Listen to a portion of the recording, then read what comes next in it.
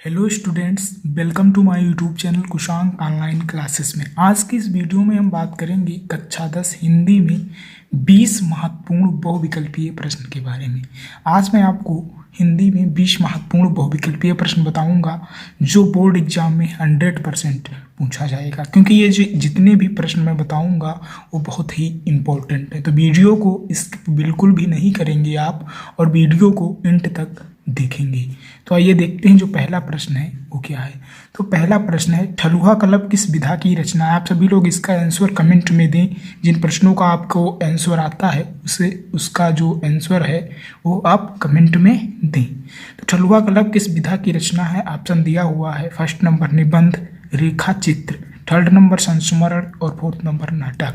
तो आप सभी जानते होंगे कि जो ठलुहा कलब है वो निबंध विधा की रचना है। किस विधा की रचना है? निबंध विधा की रचना है। अगर आप इसका पीडीएफ चाहते हैं तो आप हमारे कुशांक ऑनलाइन क्लासेस टेलीग्राम चैनल को ज्वाइन कर सकते हैं। लिंक डिस्क्रिप्शन में दिया हुआ है। वहाँ पे इम्पोर्टेंट नोट्स और क्या कहते हैं पीडीएफ फॉर्म में जो वीडियो लेक्चर का नोट्स है वो प्रोवाइड करवा दूंगा। तो दूसरा प्रश्न देखिए, जय पराजय किसका नाटक है। क्या प्रश्न बोल रहा है? जय पराजय किसका नाटक है। ऑप्शन दिया हुआ है Ilachandra Joshi, second number Jaishankar Prasad, third number Upendra Nath ask और फोर्थ नंबर राजेंद्र यादव। तो जो जय पराजय है वो उपेंद्र नाथ का नाटक है। किसका नाटक है? उपेंद्र नाथ का नाटक है। तो इसका जो थर्ड नंबर ऑप्शन है वो सही हो जाएगा। अगला प्रश्न देखिए, तीन नंबर प्रश्न है, रामचंद्र शुक्ल किस युग के लेखक हैं। बहुत ही आसान प्रश्न है। आप सभी जानते होंगे कि जो रामचंद्र शुक्ल हैं वो किस युग के लेखक हैं। ऑप्शन दिया हुआ है भारतेंदु युग के, द्विवेदी युग के, प्रगतिवाद युग के, शुक्ल युग के। तो आप सभी जानते होंगे कि जो रामचंद्र शुक्ल हैं वो शुक्ल युग के लेखक हैं। अगला प्रश्न देखिए, 4 नंबर, आंचलिक उपन्यासकार हैं। प्रश्न है 4 नंबर, आंचलिक उपन्यासकार हैं। फर्स्ट ऑप्शन है जैनेन्द्र कुमार, सेकंड अज्ञे, थर्ड फणीश्वर नाथ रेणु और फोर्थ नंबर है रामधारी सिंह दिनकर। आंचलिक उपन्यासकार जो हैं वो हमारे फणीश्वर नाथ रेणु जी हैं। ऑप्शन 3 नंबर जो है वो सही है। अगला प्रश्न देखिए, शुक्ल युग की समयावधि। ये तो बहुत ही आसान प्रश्न है, आप सभी जानते होंगे।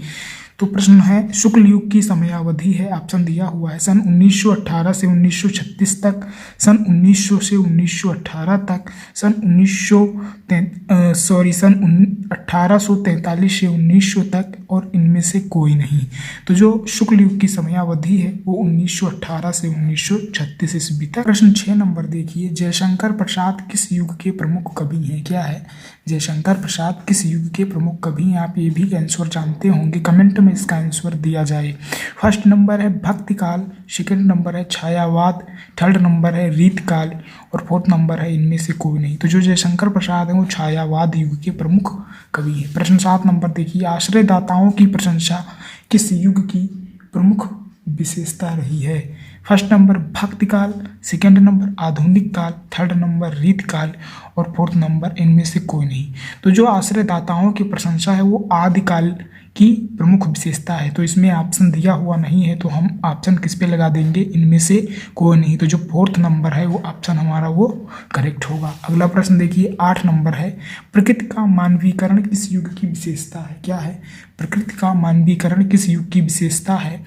फर्स्ट नंबर प्रगतिवाद युग का, सेकेंड नंबर प्रयोगवाद का, थर्ड नंबर छायावाद का, फोर्थ नंबर अकविता का। आप सभी जानते होंगे जो प्रकृति का वर्णन है वो ज़्यादातर छायावाद युग में हुआ है।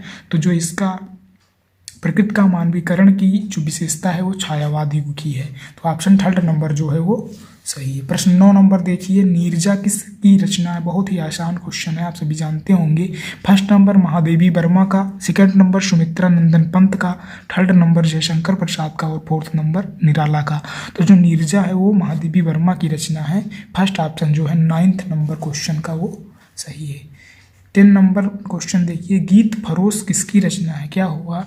प्रश्न बता रहा है गीत फरोश किसकी रचना है। आप सभी जानते होंगे। फर्स्ट नंबर भवानी प्रसाद मिश्र का, धर्मवीर भारती का, नागार्जुन का और अज्ञेय का।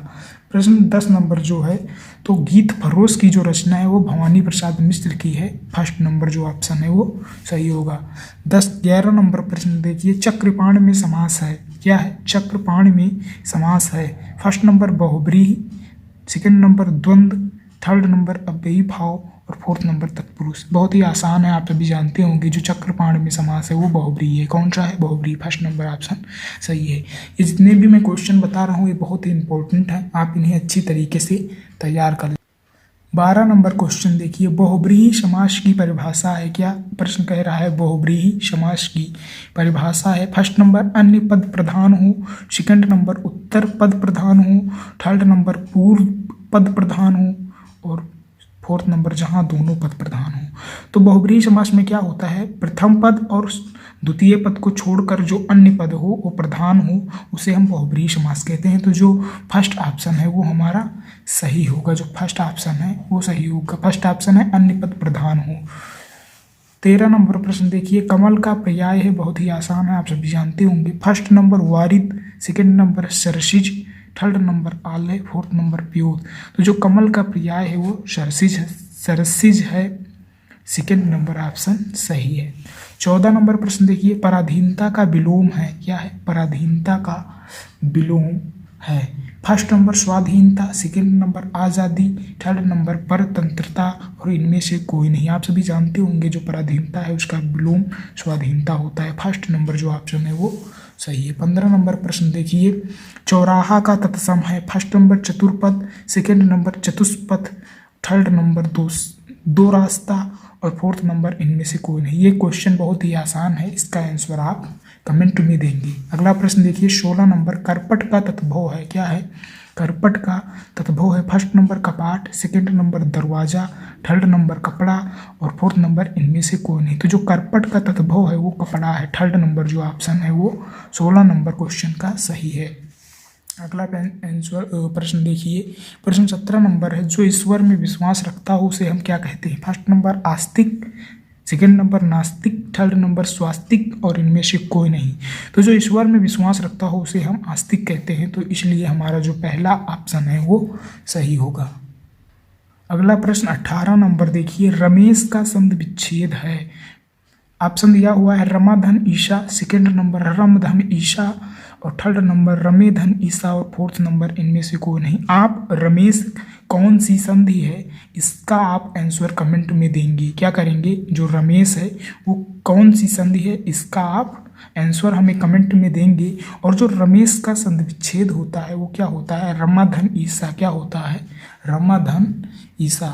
फर्स्ट नंबर जो ऑप्शन है वो सही होगा। आपको कमेंट में बताना है कि जो रमेश है वो कौन सी संधि है।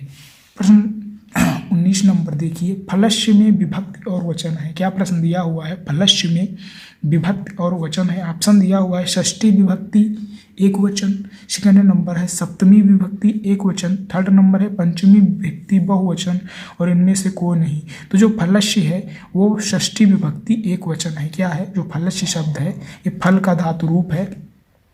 तो जो फलस्य है वो षष्ठी विभक्ति एक वचन है। अगला प्रश्न 20 नंबर देखिए, पठेतम में वचन और पुरुष है। पठ धातु का है ये। पठेतम में वचन और पुरुष है। फर्स्ट नंबर द्विवचन मध्यम पुरुष, सेकंड नंबर एक वचन उत्तम पुरुष, थर्ड नंबर एक वचन प्रथम पुरुष और फोर्थ नंबर इनमें से कोई नहीं। तो जो पठेतम में है उसमें द्विवचन मध्यम पुरुष है। तो फर्स्ट नंबर जो ऑप्शन है वो सही होगा। आई होप आप लोगों को यह वीडियो अच्छी लगी होगी, तो इस वीडियो को ज़्यादा से ज़्यादा शेयर करें। तो फिर मिलते हैं अगले वीडियो में, तब तक के लिए धन्यवाद।